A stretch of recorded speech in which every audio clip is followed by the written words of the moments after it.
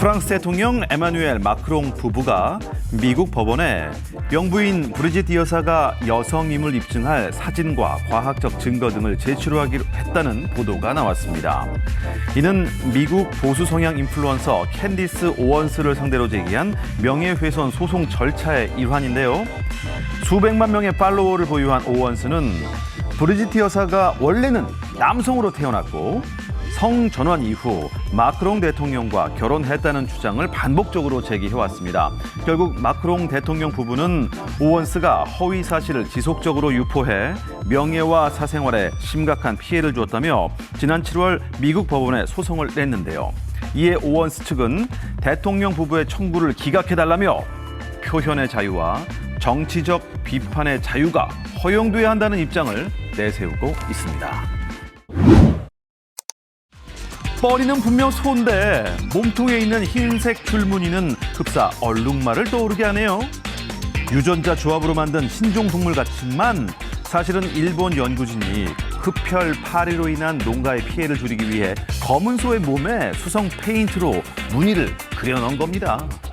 얼룩말 무늬는 파리의 시각을 교란시키는 것으로 알려져 있는데 실제로 다른 소들보다 흡혈파리의 공격 횟수가 절반까지 줄어들었다고 합니다. 이 독특한 연구를 진행한 일본 연구진은 올해 이그노벨 생물학상 수상자로 선정됐습니다.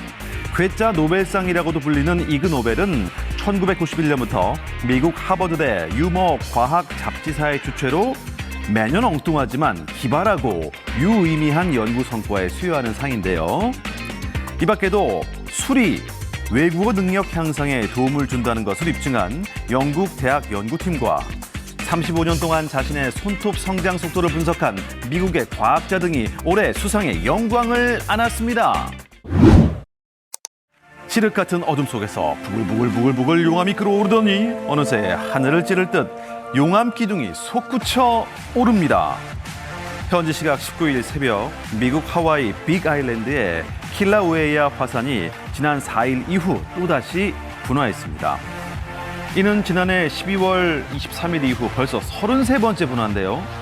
특히 이번 분화에선 상공 240m 높이까지 용암을 뿜어냈는데 7월 말 분화 이후 이게 가장 높은 용암 기둥이었다고 합니다.